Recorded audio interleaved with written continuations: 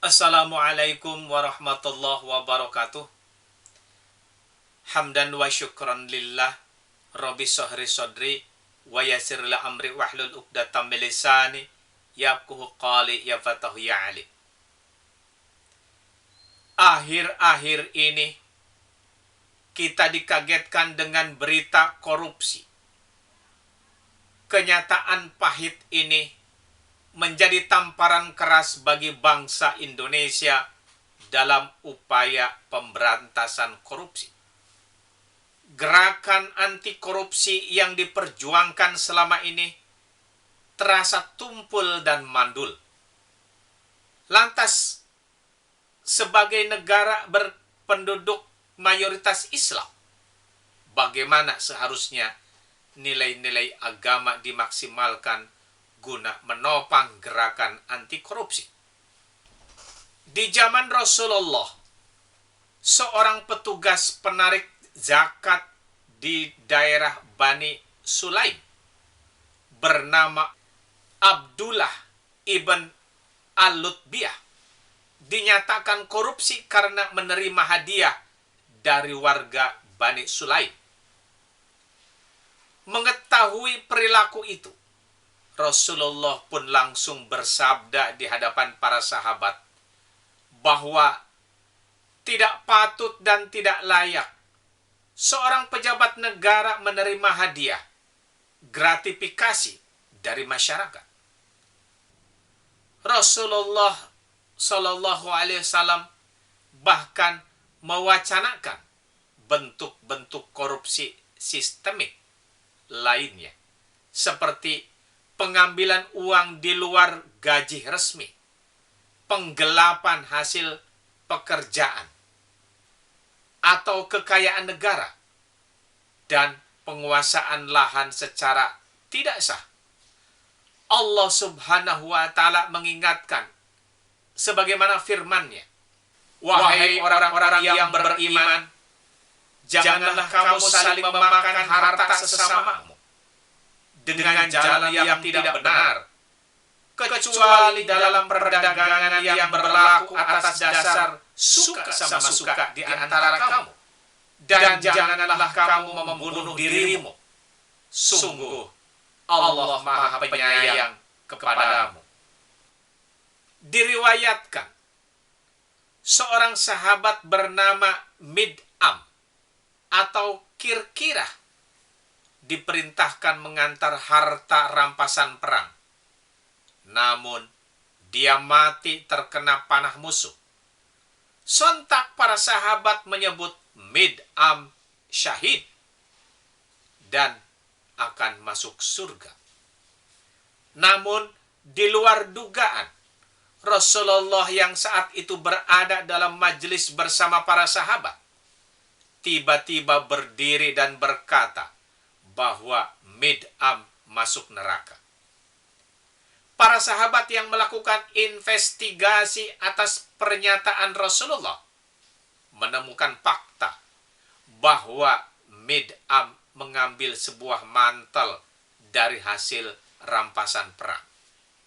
Mid'an atau Kirkirah, seorang sahabat Nabi yang hidup di zaman Rasulullah, mengambil sebuah mantel, divonis masuk neraka. Bagaimana dengan nasib koruptor di negeri ini yang mengambil uang rakyat bermiliar-miliar? Sahabat Nabi bukan? Lantas kalau dia mati, di manakah tempatnya nanti? Maka nerakalah tempatnya sudah menunggu.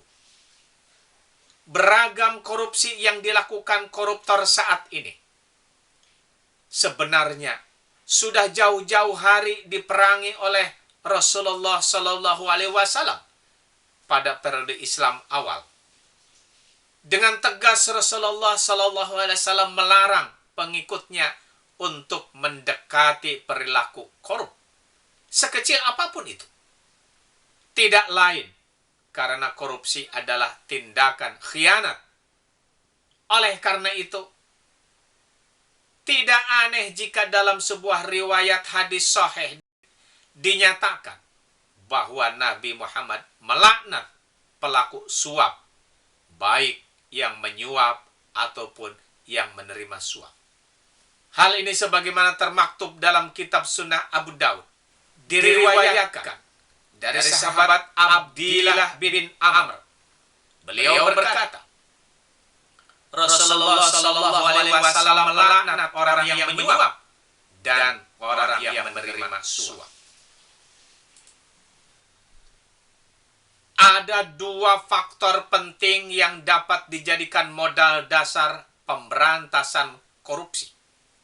Pertama, tingkatkan keimanan dan ketakwaan. Beragama bukan soal simbol. Keimanan tidak bisa hanya sebatas lewat penggunaan simbol-simbol religius semata. Semisal peci ataupun baju koko. Sekalipun tidak salah menggunakan simbol-simbol tersebut. Namun, tidak sedikit dari kita terjebak dengan pakaian tersebut. Oleh sebab itu, perilaku korup bisa dihindari jikalau setiap pemeluk agama mampu mempraktekkan nilai-nilai ajaran agama ke dalam dirinya. Menjadi bentuk perkataan maupun perbuatan. Seperti bersikap juhud atau menghindari kehidupan duniawi yang berlebihan, serta dalam bekerja selalu menjaga amanah. Ketidaksadaran akan sikap-sikap dasar inilah yang membuat seseorang tidak lagi malu melakukan korupsi. Oleh karenanya, keimanan harus diterapkan dalam kehidupan kita sehari-hari. Munculkan rasa malu jika korupsinya ketahuan. Maka anak dan istri akan merasa malu. Anehnya, ketika urat malunya hilang, ditangkap KPK cengar-cengir seperti monyet yang sedang birahi. Dan anehnya, tidak punya rasa malu. Bisa-bisanya dadah di depan kamera. Di mana urat malunya? Yang kedua, memasyarakatkan gerakan anti korupsi. Di awal periode kepemimpinan Khalifah Umar bin Khattab, tindakan yang dilakukan Umar adalah membersihkan borok-borok korupsi pejabat internal. Khalifah Umar dikenal keras dalam pemberantasan korupsi. Ia memerintahkan seluruh pejabat di bawah kekuasaannya dari hulu hingga hilir untuk melaporkan kekayaan pribadi. Pada fase ini, Gubernur Mesir, Amru bin As, terkena imbas sebab kedapatan memiliki harta di luar jabatan yang dinilai tidak halal. Harta Amru bin As akhirnya dikembalikan ke kas negara. Bahkan istrinya Khalifah Umar bin Khattab sendiri diminta mengembalikan hadiah dari Kaisar Romawi Timur ke Baitul Mal. Dari dua langkah ini, masyarakat Muslim Indonesia memiliki tanggung jawab untuk tergerak dan ambil bagian. Ajaran luhur agama Islam, amanah, adil, pantang mengambil hak orang lain adalah beberapa contoh nilai-nilai yang perlu dipraktikkan. Semoga Allah Subhanahu wa Ta'ala memberikan kekuatan iman Islam kita, serta kita diberi amanah dalam melaksanakan tugas hidup di dunia ini. Semoga bermanfaat. Kurang lebihnya mohon dimaafkan. Akhirul kalam, wabillahi taufiq wal hidayah. Wassalamualaikum warahmatullahi wabarakatuh.